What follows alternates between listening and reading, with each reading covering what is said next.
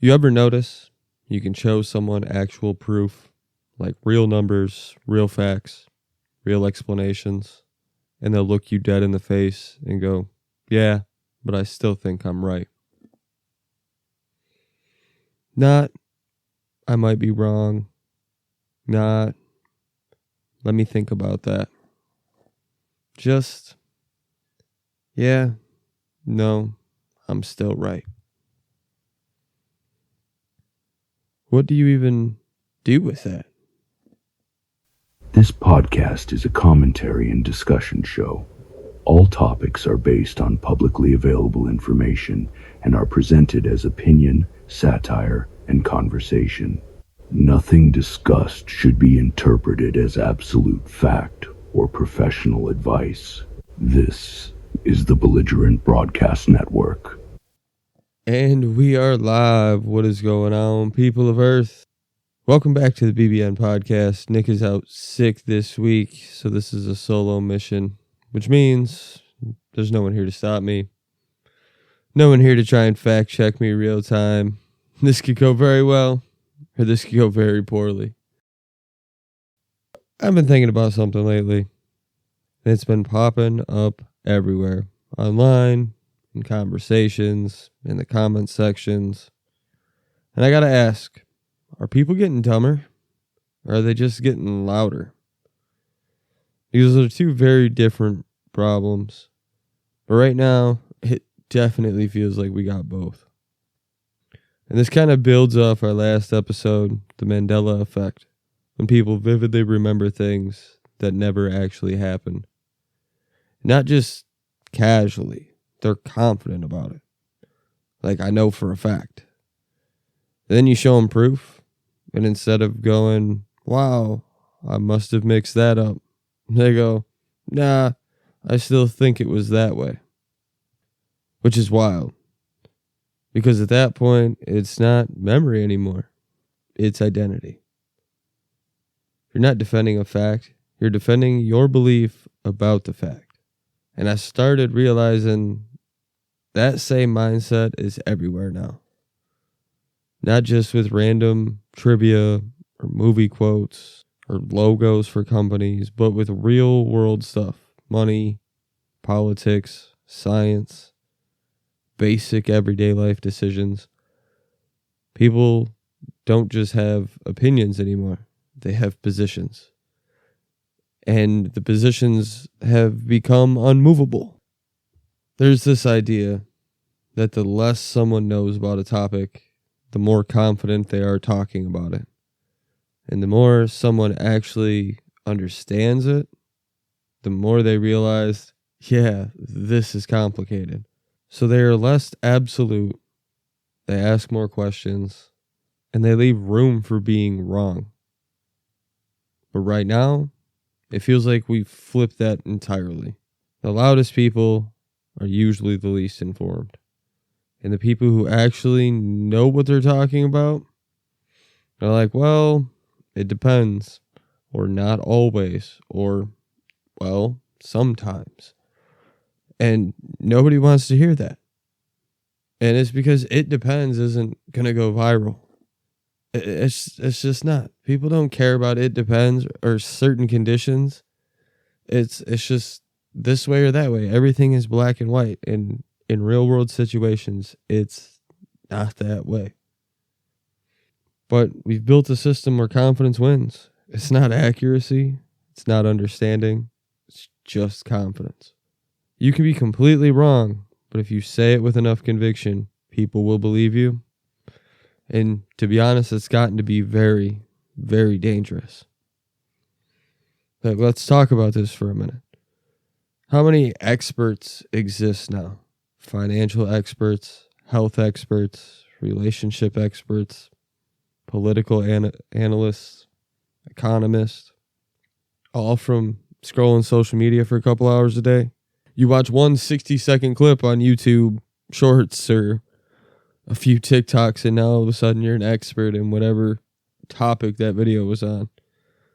That's not how this goes. And like suddenly you think you're qualified to debate complex systems that people have dedicated their entire lives to understanding, to perfecting, and to optimizing.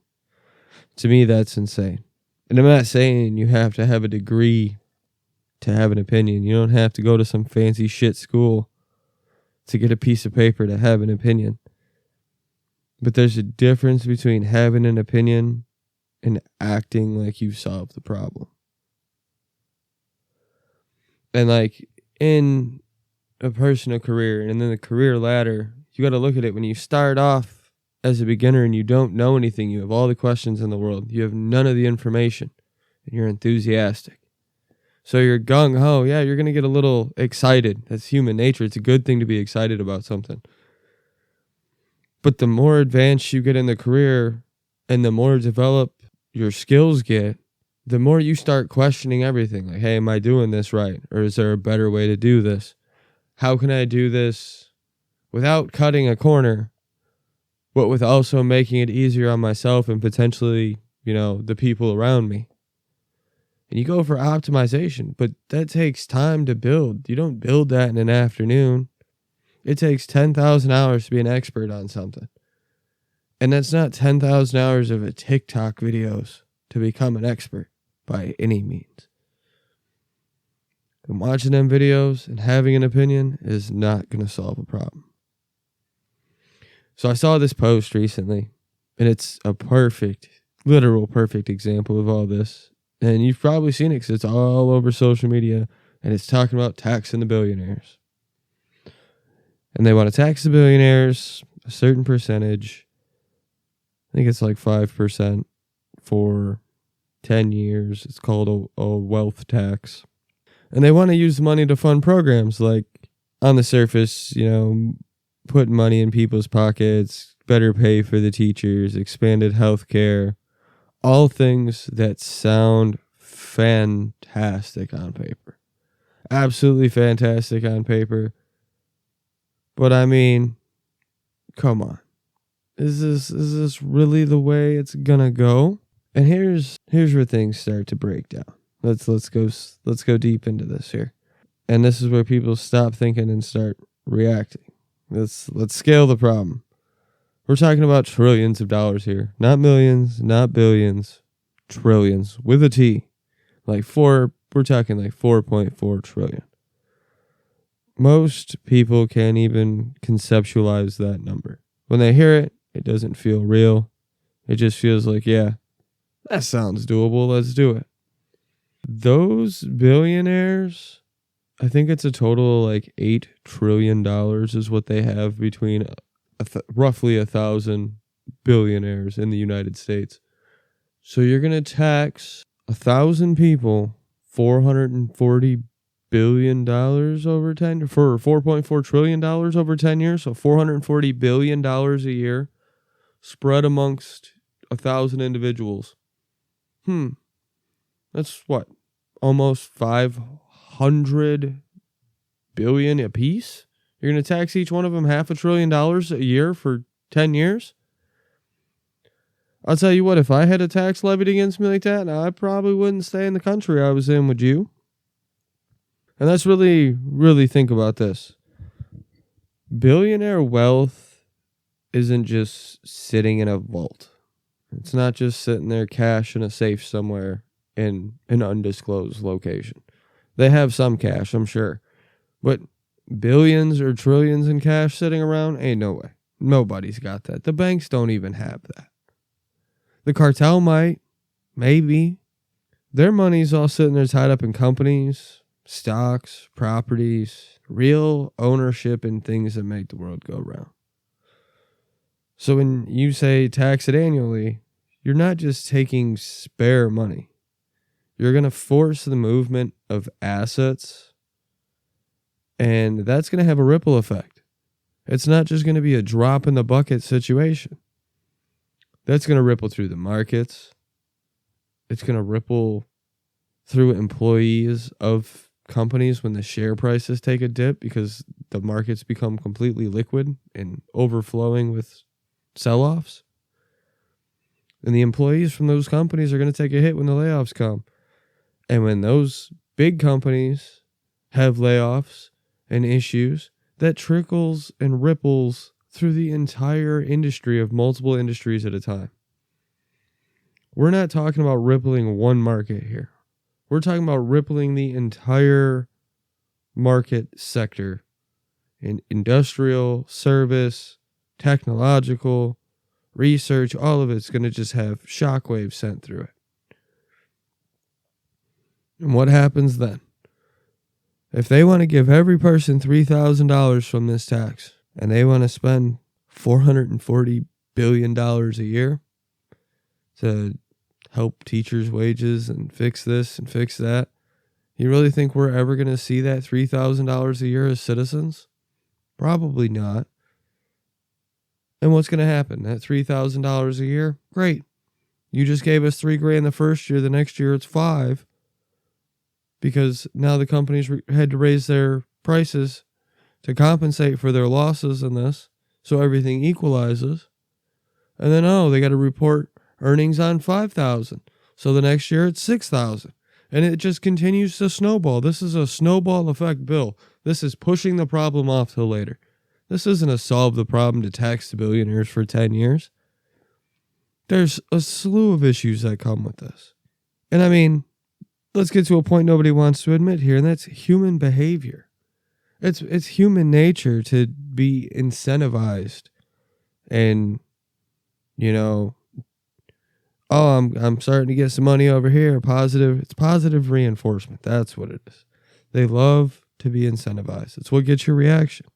But you create a system where someone loses a massive percentage of their wealth every year. They're not just going to sit there and accept it. I wouldn't. Would you? No, you're going to make an adjustment, or you'll move to a tax-safe country, or you'll find ways around it, spend some more money, so on the books you're making less, and yeah, you're forced to build your business quicker than you would, and you wouldn't take profits, but there's ways around it. That's how, you pay a team of tax people, and you won't pay $100 in taxes because you pay the right tax people. What was that thing that Trump said? I pay $750 on my taxes because I'm smart? Amazing. Wonder why. Because he's got a team of tax people that do his taxes for him. He don't do his own taxes. And I mean, it's not political. This isn't even political at this point. It's just human nature. And that's how all of this goes. This is just straight human nature and greed. That's why socialism doesn't work. You can't rob the rich, tax the rich to give to the poor. It kills all ambition, man. That kills all ambition to want to build a business.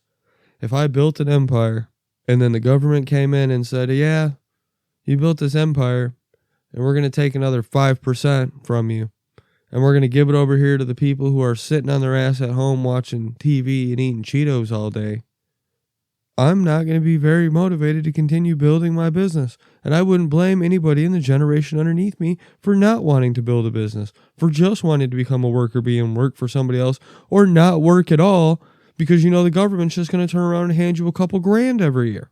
Like, this is going to kill all ambition in society for builders and people who do things and make shit happen.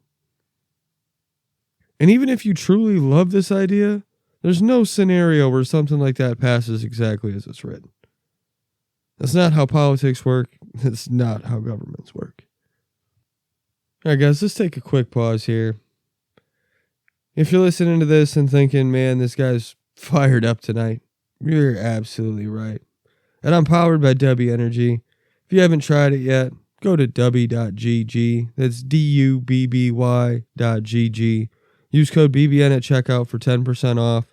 No crash, no jitters, just clean energy to keep you locked in. And every order helps support the show. So we can keep doing this every week, whether Nick's sick or not, whether I'm sick or not. We're keeping the mics hot, the opinions hot, and the questions always hotly loaded. Now let's get back to it. Now here's the part that's really gotten me lately. And it's every time, every single time. It never fails. I know it's coming every time. And it's not even an idea itself being bad. It's how people argue about it. Because I try having a calm, intelligent conversation about, a a lot of the subjects we talk about here on the show, including this one tonight, specifically this post with the tax to billionaires. No insults, no attitude, no name calling, calm, factual information, trying to break things down logically. And it doesn't matter. It didn't matter. It hasn't mattered. So many times, time and time again, the numbers don't matter. The facts don't matter. Because the second that I address one point, the argument changes. I bring up the math. Now it's not about the math anymore. It's about morality. You answer the morality question. Now it's about logistics. You answer the logistics question, and now it's something completely else. It's never ending, over and over again. It's the fucking goalpost Olympics. It's almost like the goalposts for every argument are on wheels. And the wheels just keep on rolling. There's no... I don't even know how to say it. I guess at some point, I've just come to realize that I'm not having discussions anymore. I'm chasing a moving target. And it's a conversation that I can just never win. And most people are starting to see this. You just can't win. And when the goal is constantly changing, it's constantly morphing. One day it's a soccer net, the next day it's a field goal post, the next day it's a hockey net. Heck, it could change minute to minute. It might not even be day to day. When it's constantly changing, it's not even an argument or a debate anymore. It's a cat and mouse game of chase this because I feel. Because vibes, baby, just vibes. It's like arguing with someone who's playing by the house's rules, but they didn't tell you the rules. And they changed them mid-game. And you're like, what are we even doing right now? Some people don't want to be right. They want to win. And those two things are not the same. So why is this happening more now? Is it social media? Is it that the outrage spreads faster than accuracy? Is that being extreme gets you the attention? And is that being reasonable and logical gets you ignored or attacked? People tie their beliefs to who they are now, instead of it being just a belief. So changing your mind feels like losing a part of yourself. And that's something I've never really got down with. I've never really understood. I'm willing to learn and grow every day. I want somebody to prove me wrong. Like, I want somebody to come at me with real hard information, hard evidence, and be like, no, man, this is what this says. And upon receiving and reviewing new information, I'm more than happy to change my opinion or my statements about something. And it's not backpedaling. It's not, being weak. It's showing that I'm willing to process new information and form new opinions. That's growth. You can't grow if not in your comfort zone, and being wrong is uncomfortable. See, I'll never lose myself because I was wrong about something. I've been completely wrong about a lot of things in my life, but I'm still here fighting every day. I ain't going nowhere. So I don't know if it's just the social media, if it's the fact that every belief has now become a part of who you are as a person, so everything feels like a death when your life changes. If it's the speed of the information that we're given, because it's just flying at us. We consume so much information. We have to be consuming it faster than we process it. And, with that, you would think that can't even say a lot, some people are forming very, very strong opinions on very weak understanding of the facts. Could it be the echo chambers? Like, all these universities are just straight echo chambers now. And now you go online and the algorithm just feeds you what you already agree with to keep you on the apps. It's what they're designed to do. They're either going to feed you what you like to give you that hit of dopamine, or they're going to feed you what gets you angry, to get you all riled up and engaged in the conversations and engaged in the app, keep you coming back, keep you emotional. You're the product on social media. There's if it's free to create an account and free to use, you're the product. You're getting hit with all them ads. You're getting hit with all the screen time, all the data usage, all the data they're collecting on you. You the product. We don't use social media. Social media uses us. That's for damn sure. So when algorithms already feed you what you already agree with, do you start thinking that everybody thinks like you? Because I'll tell you, they probably don't. I know I don't think the same way a lot of people do that I see on my social media timelines. And that's become very, very apparent in the last year or so. So I don't think people are necessarily getting dumber. I do think we've just created an environment where being loud is more valuable than being right. And when nobody wants to admit they're wrong, nobody actually learns anything. And if nobody learns anything, we just keep going in circles. Same arguments, the same talking points, different day. Confidence is cheap. Understanding takes work. And I think that brings up a bigger question. When did we stop being okay with saying, I don't know? Like, seriously, think about that for a second. When was the last time you heard someone in an argument say, yeah, I'm not sure about that? Or, I might be wrong. Or, how about, let me look into that. Because it almost never happens anymore. Somewhere along the way, I don't know, went from being honest to being seen as weak. Like if you don't have an immediate answer, you've lost. So now, instead of people taking a second to think or admitting they're unsure, they just fill in the gap with confidence, even if it's completely wrong. You see it all the time. Somebody asks a question, and instead of going, I don't know, let me check on that, they just fire off an answer. And then they defend it like their reputation depends on it. Even when you can literally pull out your phone, Google it in 2 seconds, and prove it wrong, they'll still be like, yeah, I mean, it's not what I heard.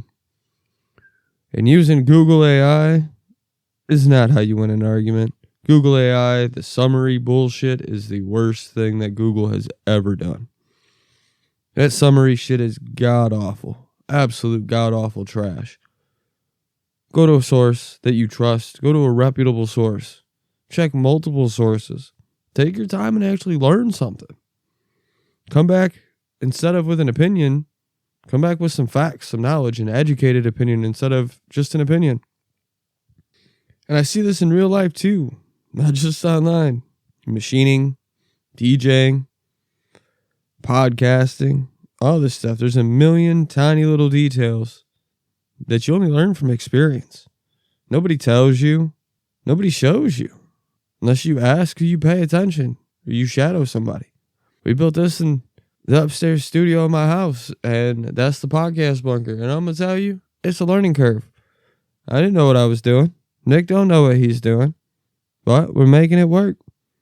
We're learning. And I can tell you one thing.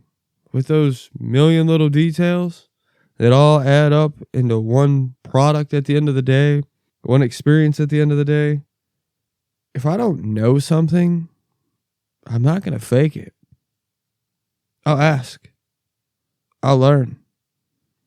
Because in most of the situations in my real life, in the life out in the real world, guessing in those situations, it costs me time, money, makes me look way worse than what it would if I would have just asked the question.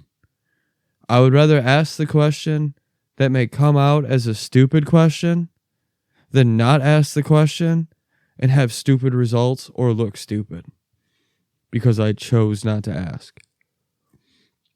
Call it an ego thing if you want. I guess, yeah, it's an ego thing if you want to go that route. But I'm not a fake it till you make it kind of person, and I never have been.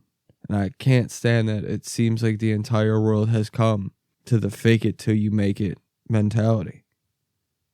So I guess what I'm getting at is be the, hey, I'm not sure, let me check on that for you person, instead of the loud person who's just constantly wrong. And I guess back to my point on ego, a lot of this, I think, does come down to ego. People would rather be confidently wrong than temporarily uncertain, because uncertainty does feel uncomfortable.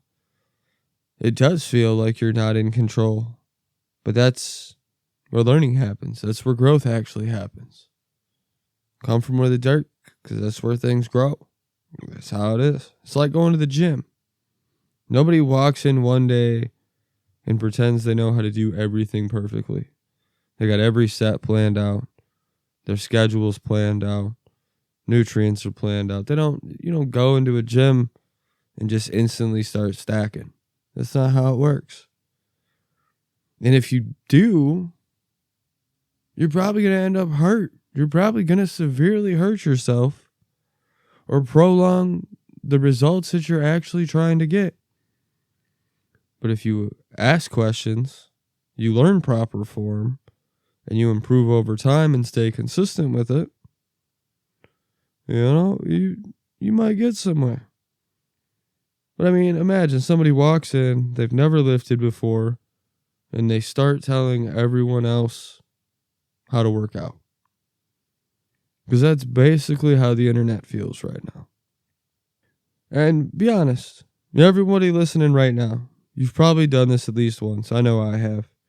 Where you say something, and halfway through saying it, you realize, I might not actually know what I'm talking about here.